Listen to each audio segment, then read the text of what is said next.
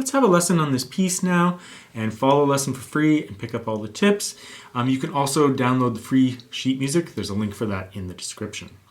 So this is part of a collection of relatively easy pieces for beginner students at the method book level, and it's intended as a supplement to my Volume 1 and Volume 2 method book.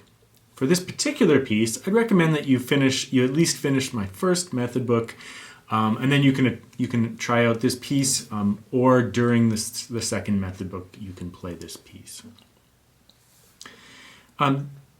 One piece that I really enjoy a set of pieces I really enjoy giving to students is the Brouwer etudes.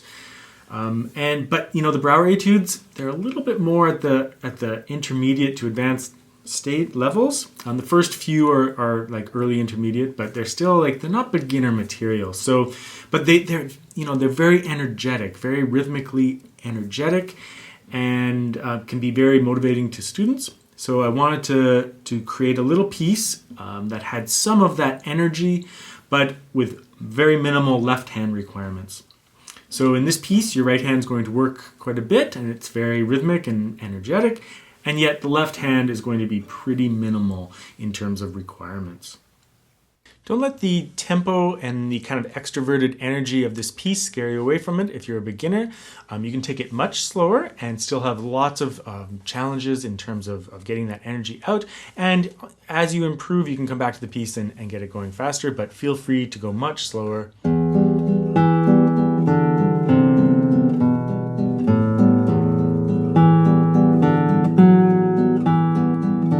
As long as you're bringing out that thumb melody, and you have a little bit of energy in your rhythm, it'll sound great. And then you just want a little bit of contrast for that slower section.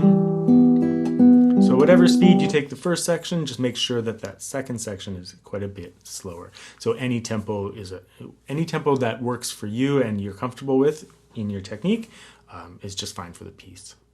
The first thing I'll just talk about is the rhythm. Although we're in 4/4 time, you're not really going to be feeling it in 4/4. You're going to be feeling these groups of eighth notes. So later on, you'll probably just feel this very naturally, but if you want at the beginning, you can count it in groups of 3s and 2s. So like 1, 2, 3, 1, 2, 3, 1, 2, 1, 2, 3, 1, 2, 3, 1, 2. Later on, you should just be able to feel it. And you just play through it. When you really think about it, it is just constant eighth notes. It's 1 and 2 and 3 and 4 and... It's just constant eighth notes, so you just play constant eighth notes. But the accent, you're going to be accenting the thumb and the bass in this piece. So on the one hand, you could complicate it by doing lots of counting and overthinking it all. But on the other hand, you're just playing constant eighth notes and you're accenting your thumb, and that's all you have to do. And just keep those upper accompaniment notes, the I and M on the G and B string, just keep them nice and soft so that the emphasis of the bass comes out naturally.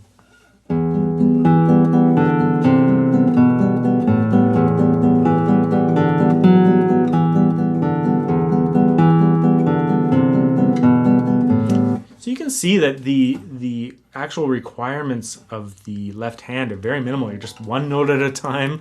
There's that fourth finger on F sharp. Just make sure your hand is in a good position, so you can do that. If your hand is misaligned, you won't even be able to reach that note. But if your hand is aligned, you can reach that one or any of the bass notes even. So yeah, and you could practice the melody on its own.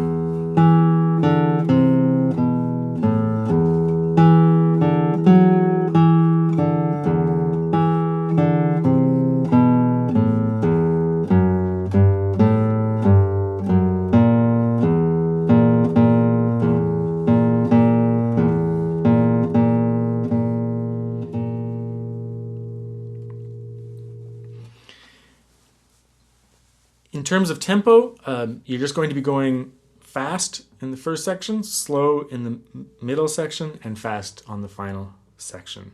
So just really straightforward. Whatever that means to you is just fine. Fast can just be can be a lot slower, as long as the slow section is quite slow. So we want some contrast between the sections there. Let's just go through that middle section. Here, same basic thing. You're going to emphasize that bass and keep all of the I, M, and A fingers just nice and suppressed and soft.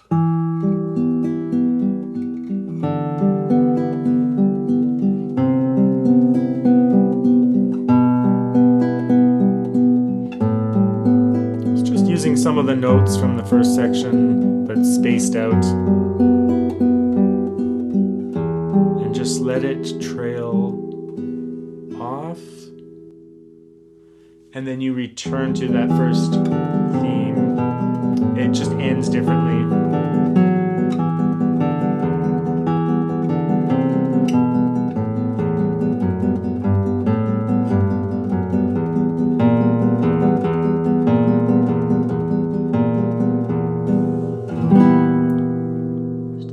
Dissonance there in the chord. So there's really very little to actually discuss. The left hand is just super straightforward, nothing to talk about there, but there's that rhythmic aspect, and there's certainly the energy level will create some challenge for students in terms of accuracy.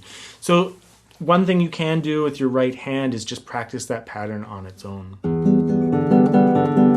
Or even just when you're first starting, just do single strings. Or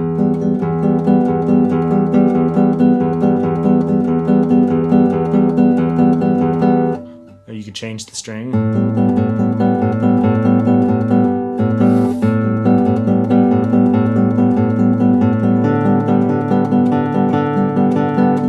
And start off really slow and just get that into your muscle memory.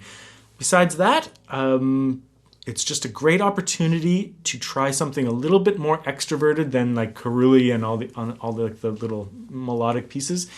Try something very energetic and extroverted, and see how your technique holds up when you're trying to be a little bit risky and a little bit energetic. And keeping in mind all of our posture and our good technique practices, how energetic can we be, and how can we get it really going without tensing up and without breaking any of our technique that we've learned so far. So like I said, I would complete my first volume 1 method book before attempting this piece, but then you'll find the left hand very straightforward, but it'll be a little bit of a challenge getting that right hand really going.